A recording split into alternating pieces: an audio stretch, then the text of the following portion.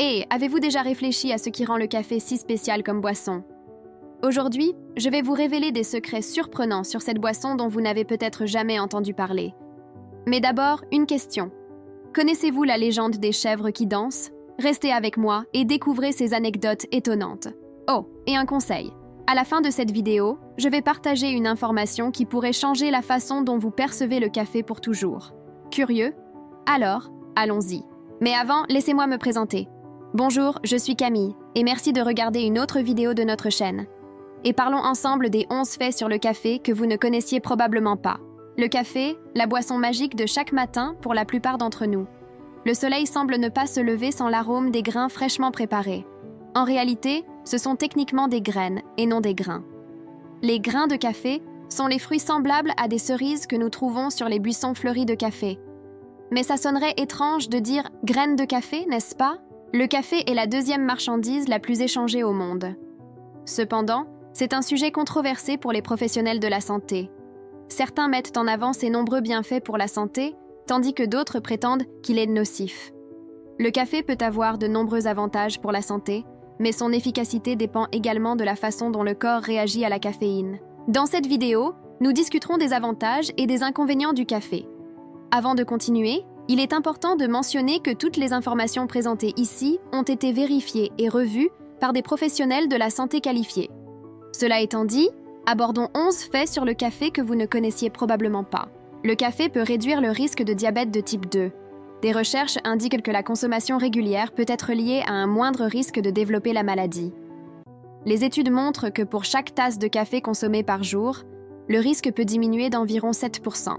En plus de l'avantage de la réduction de 7% du risque, le café est riche en antioxydants qui améliorent la sensibilité à l'insuline.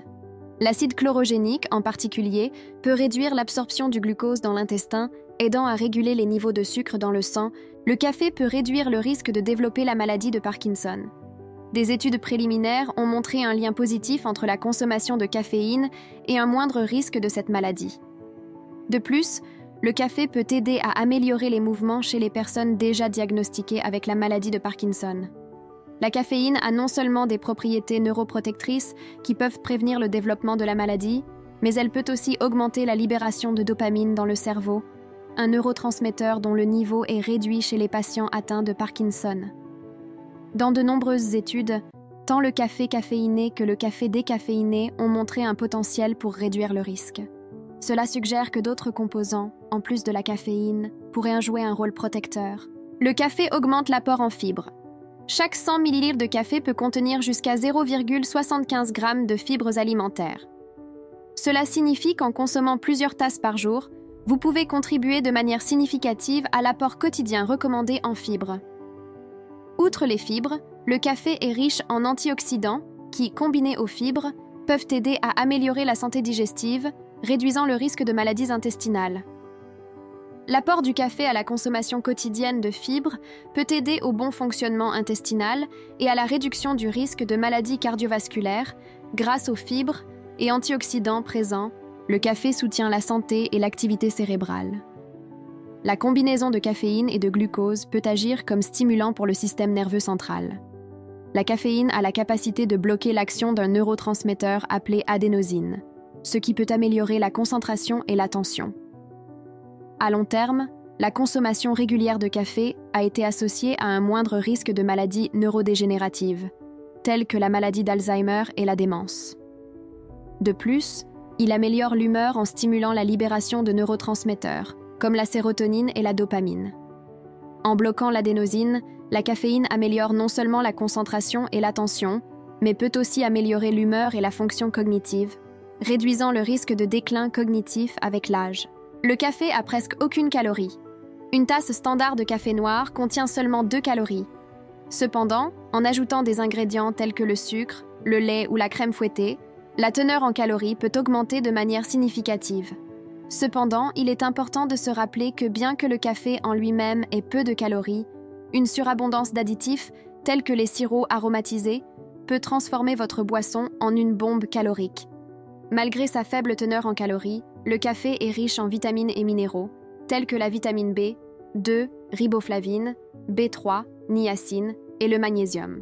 Une légende raconte que le café fait danser les chèvres. On dit qu'un berger éthiopien a découvert le café après avoir remarqué que ses chèvres étaient plus énergiques et semblaient danser après avoir consommé des fruits du caféier. Au-delà de cette légende, le café a une riche histoire culturelle dans de nombreuses sociétés, jouant des rôles centraux dans les rituels sociaux et les événements commerciaux.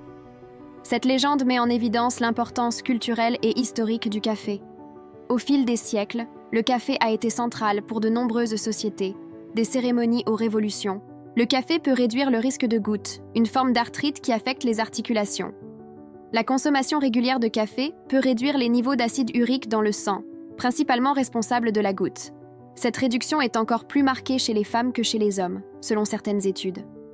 Il est important de mentionner cependant que d'autres facteurs, comme l'alimentation et le mode de vie, jouent un rôle crucial dans la prévention de la goutte.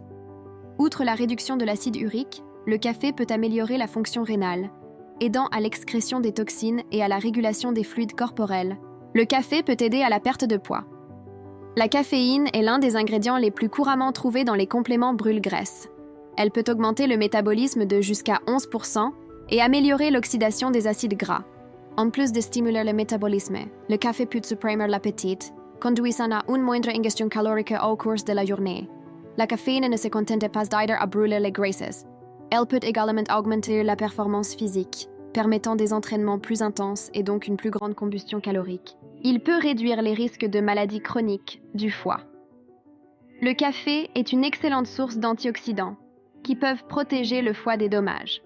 De plus, il peut réduire l'inflammation et diminuer le risque de cirrhose et de cancer du foie.